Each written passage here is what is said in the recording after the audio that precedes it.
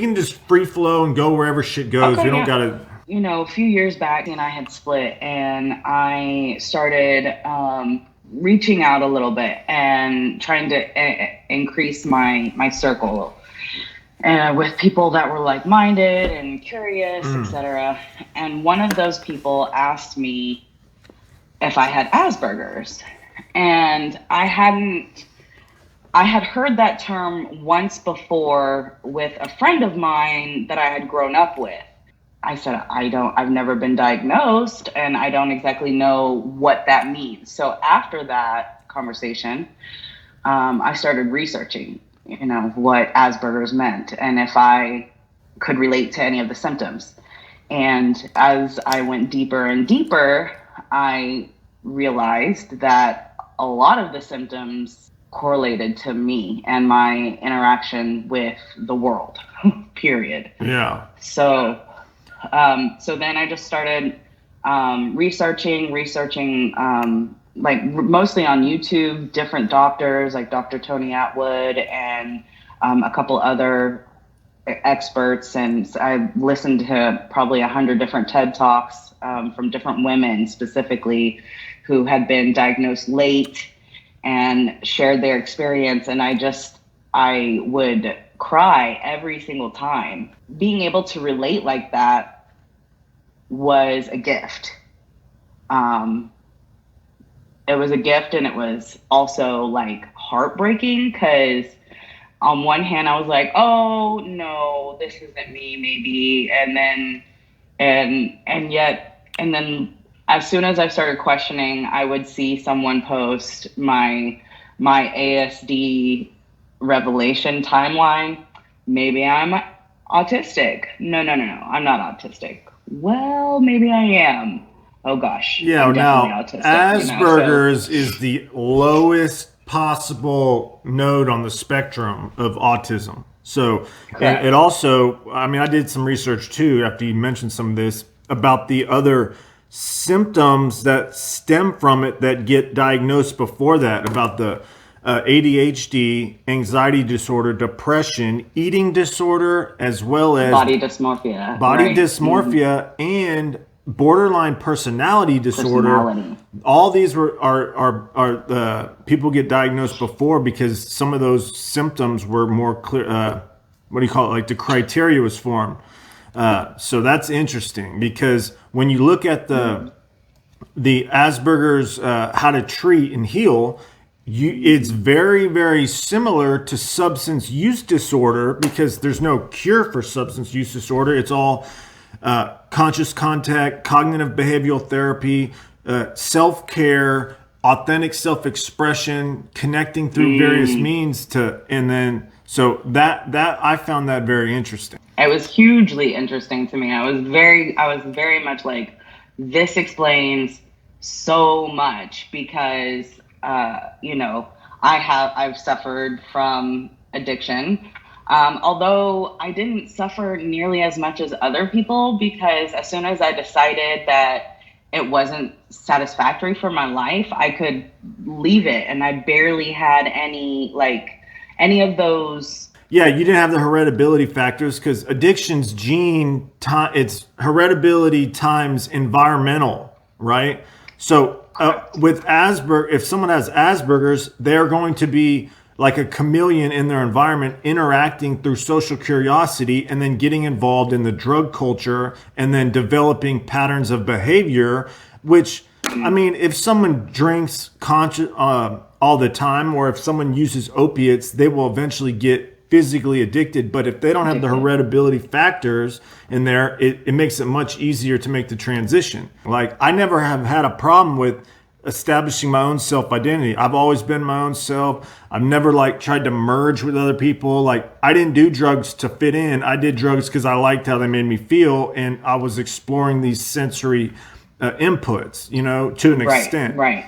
Now, you said that might have been slightly different in the way that you experienced it, more in that you were your social curiosity and your peer group caused that. You want to touch on any of that? Right. Well, yes, absolutely. So because it was difficult for me to at first. It was difficult for me to connect with people and to relate to them. I would go along with the crowd that I was around, like, because I had 1 to 2 friends, close friends, throughout my school age career, and would be invited to like birthdays or outings or whatever, and I just kind of went along with what was going on there at those birthdays, because I didn't want to be the weird one sitting in the corner reading a book rather than interacting, because I was afraid of how they would reply or respond. I also had seen that one friend that I grew up with that was Asperger's. I had seen what he went through whenever his tendencies would come out, and how he would be attacked by the other group, like the other kids in our class.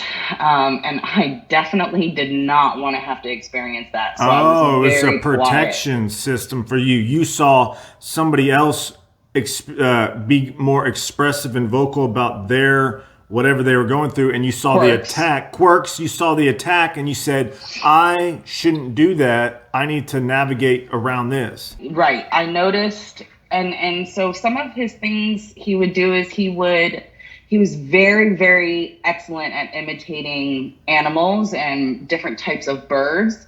And that's one of the ways that we related, because I'm good at that too. Like with the voice, the sound. What do you mean imitating? Absolutely. He could imitate a parakeet. I can whistle like different types of birds. I Yeah. can call like a crow. I can do the monkey, bunch of different types of primates. I can do chicken. I can do like hens and roosters. I can do all types of cat meows and purrs, and different types of dogs, big dogs, little dogs. It's weird. And I have a thing with accents. If you give me a phrase in Portuguese or in Italian or in French, I Yeah. can speak it and it sounds Legit. French Yeah. or Portuguese. It doesn't sound like I'm an English person trying to speak French, right? So I have a keen ear for those accents, which is indicative of Asperger's, because they're so observant and can tell the different tones, because it is tones and body language that teaches us what is happening in that moment. That's the only thing that is honest, is the tone and the body language when people are speaking. And so when what is said doesn't match the tone or the body language, we know, and it's like we're automatic lie detectors. I'm like, that isn't right. That's not There's right. an incongruence between right.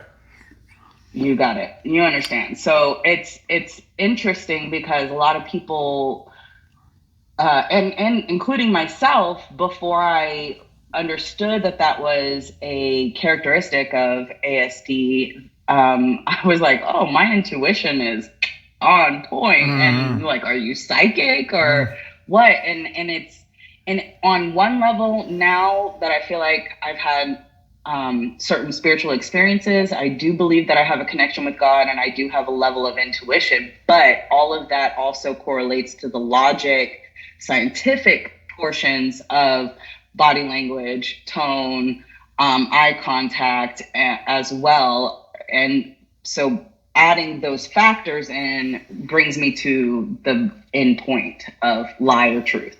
Right. So Now, you mentioned a bunch of stuff. Like I was thinking back too on because you were talking about like reading a book at a party, right? I remember when I was younger, like my younger brother and his friends, they all played video games.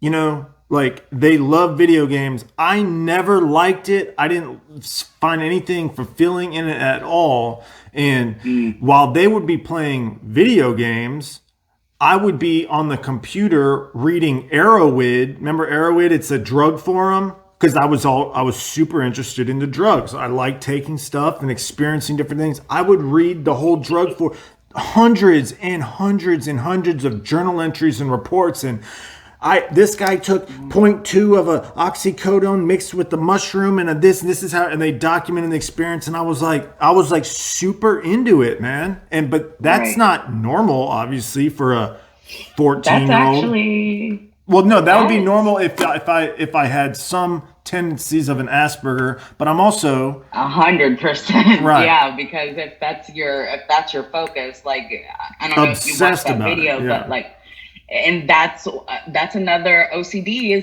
Oh, yeah. is OCD. another diagnosis that Right. will come up instead of Asperger's because they're highly focused. And so and that's, if you were to like teaching someone who has autism or Asperger's who's absolutely obsessed with horses, the best curriculum would be, let's teach language arts by having them write a story about horses.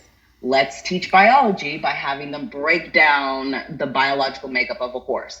That actually would keep that student occupied and interested and actually learn the basis of science and biology and the basis of language because it's a topic that they are.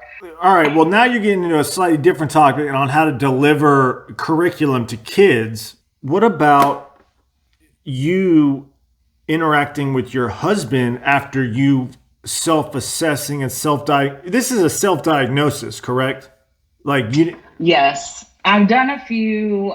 Yes, at first it was a self-diagnosis, and I haven't been like diagnosed by an actual doctor. I did take the autism quotient test on psychology on the DSM 5. site, Uh-huh. and yes, and it did come out that I had Asperger's, and my two kiddos took the same test and they came out with autism. My spouse took the test and he came out normie. He was a normie. Yeah, I don't So think he had. I wouldn't suspect from what my conversation with him. Now we've talked before. He suffered from depression, which actually is right. one of the components of autism. They have, there's a spectrum of criteria which might in that rainbow spectrum. But that's it. Like, I think from all my talks with him, he's had depression and then has some bounce of generalized anxiety. And then obviously me and him with our substance use disorder, he definitely had something that was way in extent beyond what anything you experienced, I think, from our interactions. What about, so how has y'all's interaction in the house gone after you've kind of self-diagnosed and realized some of this? Has you presented that to him in a way, or? Yeah, at first it was received with some suspicion, and not really accepted. As if it was an excuse potentially for your behavior? Right, exactly. From the way that I would respond. Like he wants me to respond one way, but I never ever respond in the way that he wants me to. And he and even if he tells me that he wants me to respond in this way, when it comes down to the next time, there's just I just respond in the way that I do, whether that's by shutting down and having no reaction. Are you Then you're or not consciously going like, I'm not going to do what you asked because there's a disobedient or No, blatant thing like that? No, it's just this is your programming it's from years since the jump. from jump, from jump. Now at first, I would say that um, honestly, the way that I respond is protection because, like it or not, he and my father are very similar in their ways of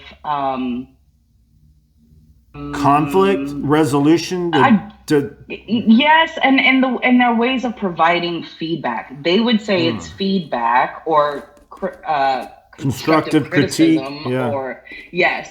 And I don't know if it's because obviously it has to be because of my ASD situation, but I take it all the time as an attack and very, very personal, and it breaks my heart. And then so with my dad, when I was younger, I would just cry and I'd say, oh my God.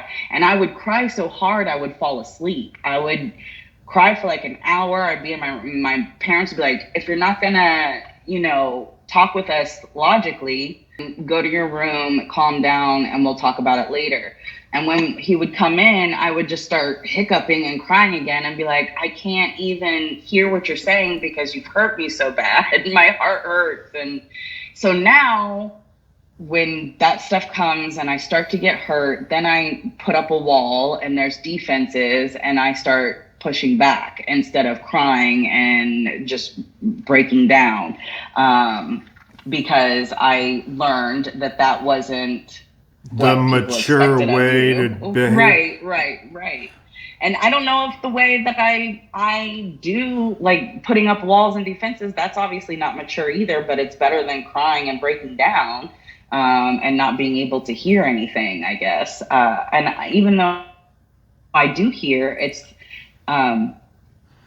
what it's kind like of no critique are we talking reaction. about that you get upset about? Is it like, hey, what happened to the dinner? We were late, or did you ever make dinner? You know what I'm saying? Are we talking about like certain daily functional task things that cause you to shut down, or more like role performance or More role performance, I would say. Things like being critiqued for my alleged or what is perceived inability to connect, or be focused or present in his and the kid's life. When he tells me that, I'm like, well, I don't understand. If they need to tell me something, they can tell me something. Every time I come home, I say, hi, how are you? I love you. How was school? What happened? Is there anything more that you want to talk to me about? And if they don't, then I'm not going to be like, in their face. I'm like, okay, well, you know where I am. I'm here now. So come to me if you need anything. And I just go and do my own thing. They do their own thing. We're good. But that's not enough, apparently. wait a second now. I agree. Remember, I'm not a parent. I don't have kids. So Yeah. take everything I say with a grain of salt. Is he talking about things related to behavioral correction? Like if you're seeing your kids maybe doing something that he would consider misbehaving or destructive and you're not addressing those situations? Maybe, because see, I'm at work now all the time. So he's the one at home and the kids are at home. I get home and I'm like, oh, head's done because I'm Instead of dealing 10. with numbers all day. Yeah, you're still working on I'm like, and I've been masking all day and trying to be normal in front of all these people at the office So all you're day. fucking tired when you get home for real. That's one of the things. Asper says you get socially exhausted because you have to merge the people's energy and keep the facade going, at least so the quirks don't come out, because that's your protection. 10 hours a day. Right. Yes, 8 to 10 hours a day. So when I get home, my brain just wants to sit there and watch ASMR videos on YouTube or read a book, or just listen to music and sing, constantly. Just put it on shuffle and be in the music. Noise cancellation is the best. But that doesn't help me be at home where I'm expected to put on the mom role and then, go through life that way. What is the mom role? I don't get it. The mom role, well, if I don't do laundry, then, laundry gets put in the wash but never gets put in the dryer. Okay? So if I tell the kids, do your laundry, they do a load, but they don't complete the load. And so, and I know that you literally have to say, put a load in the wash. When it is done, put it in the dryer specifically. When it's done from the dryer, pull it from the dryer. Yes. Yeah. When it's done with the dryer, pull it from the dryer, fold it, separate it, whose pile is whose, and then we can grab our stuff and go put it away. And right? how old are your kids again? How old are you kids again? Almost 12 and almost 14. And they're like, well, but you just said put a load in the wash. I'm like, okay, but that should imply, granted I'm older now but when I was young, that was the same way I thought. Put a load in the wash. Okay, put the load in the wash, walk away, forget about it. I did what I was supposed to do, and then my mom would come to me, hey, where's that load? Oh, it's in the wash. Still in the wash? It's been hours. Oh, but you just said put it in the wash. I need specifics. They need specifics. So, Hey, that still happened later in life when I was running the sober home. We had 10 guys in one home. We'd come get you out of bed. Get your ass out of bed. I need to do my laundry, and so people you would think that it's like, oh, you've got steps and you've got to complete. So if you only do one step, it's not complete. That's not something that's like on the forefront of people's Did you, brain. when you worked the steps of the popular 12-step groups, did you finish all through the whole thing, or did you stop in the middle? I did. You finished No, I went through all of them. Yep. Right. I did. 11 and 12. Boom, boom. This is a good interview. Like, I literally don't know how I'm going to even chop this into TikToks. I might have to even put like a YouTube link in there and say, if y'all want to see more of an extended version of it, chop, I like, I could probably already get like 7 to 12 TikTok clips out of this video. So what is the solution though? That's a good question. I don't have a solution. I haven't, because of our recent, because we recently did those autism quotient tests, we weren't really keen on seeking assistance. Now, on myself, on my part, I guess I need to seek more assistance for myself, but I'm more concerned about my kids getting, support and better coping skills. I'm actually more interested in figuring out what the solution is to mitigate social exhaustion, to recover from social exhaustion, because like I would not have that same now I get worn down being in public. I've always thought it was because I'm an INTJ, which is like a hyper introvert, and I'm like the social architect and being around all these other energies. However, I have no problem just basically moving around or telling somebody to leave me alone, because that's how I've been trained. And additionally, I seem to not have a problem in the workforce either, but I always seem to be get fired from workplaces. You know what I'm saying? So maybe maybe I didn't do it right. You know what I'm saying? Like, you're there doing, like, really trying to interact and integrate into your work environment without getting exhaustion.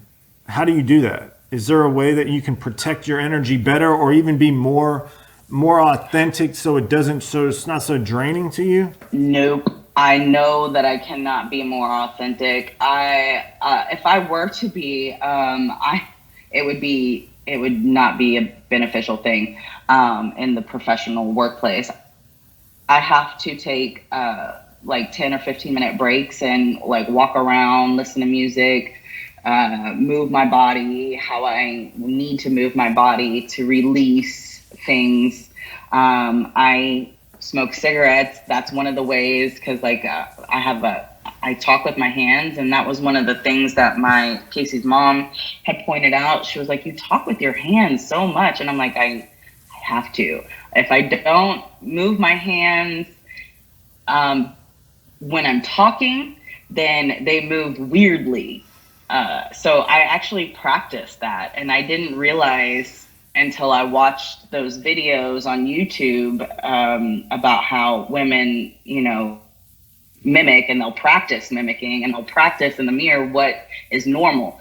And I would watch soap operas with my mom, and I would watch, and read fiction and learn inner thoughts and what is appropriate and what isn't appropriate. But when I was younger, everybody thought I was older. And then once I got to a certain age and I had a spiritual experience, then everybody thought I was younger. And I almost in a way, kind of reverted back to my childhood and the fact that I was very hyper after 19. Like, I got really internalized after a traumatic experience. Then after the spiritual experience, I started expressing more, and people were like, that's really cool that you're authentically you, but it's still odd. Like, your behavior is still really odd. And it didn't calm down until I started reading my poetry on stage. And at that point, when I started reading my poetry on stage and I started bearing my soul in through symbolic words that not everybody, maybe some people do, I don't know, but I tried to make it so out there that it wouldn't really be understood, but at the same time, I felt like I was understood and accepted on a spiritual level. And that was all I ever wanted. And I always say, the only thing humans really want is to be understood.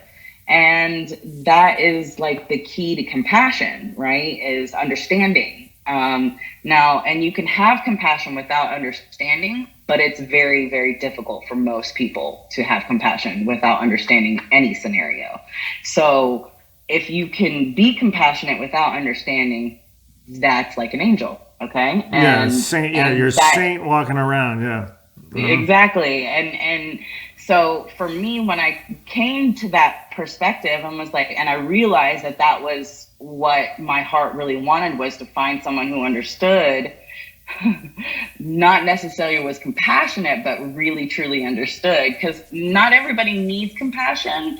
They do want understanding, but some people need to be like, look, it's a little much, and that's understanding, but it might not be compassionate, but it is compassionate in the long run, because they're teaching you that reaction is too much and this is a better reaction, if that makes any kind of sense. So it's a big I guess puzzle. What I'm trying to figure out is, what is the core personality of someone who has Asperger's? Like, what is the thing that's the quirk that upsets, that you say is you have to hide?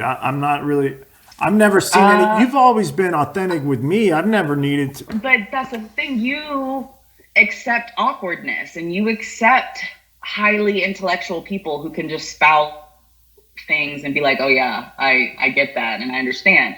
But not everybody is like that. I have a lot of shirts right now that I've gotten really into, sarcastic shirts and graphic shirts, and all of them are like the Vini Vidi Vici, but it says instead, I came, I saw, I made it awkward. And that's me. Another one is, hold on, let me overthink this. Overthinkers, overthinking and making it awkward. So I have pretty much no filter. If it comes into my head, it will come out. Now, I've gotten a lot better about it, especially in professional. I have to I'll want to say it, and then and then if I can't say it, that's where my stimming comes in. Like, I really want to say something, Stimming? and because I can't, stimulation, which is if you're holding something in that you want to say, but is going to be received like, or that you think it will be received. Or you think is going to be received like, then that energy has nowhere to go. So that's why the fidgeting comes from, because they're holding in that natural tendency to spew that response or that answer. And instead of being attacked or made fun of, they'll hold it in, but then it goes to rocking, it goes to hair twirling, it goes to, jazz hands. I might have thought that the girl was flirting with me and she just had Asperger's. That's what it was. Maybe that's why. It could be.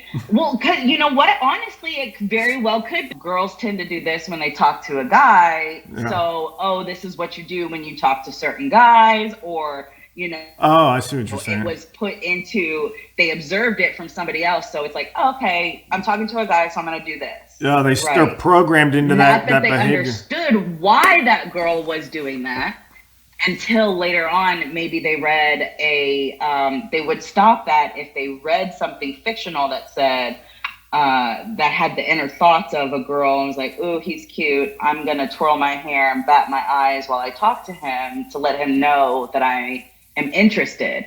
At that point, then that data comes in and you're like, "Oh, so that's the scenario in which I twirl my hair and bat my eyes when I'm interested in a guy." And so that gets filed into that social scenario. And then if it works, and if it works, then you go, hey, this is an effective strategy to achieve my goals, right?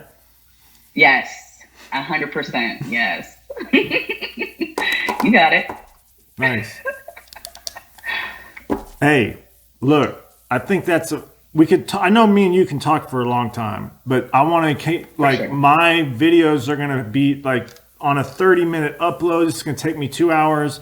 I want you to get back to work too, but like this kind of talk, do you think this is something we could do every couple of weeks at minimum, once a week, every couple of weeks, just catch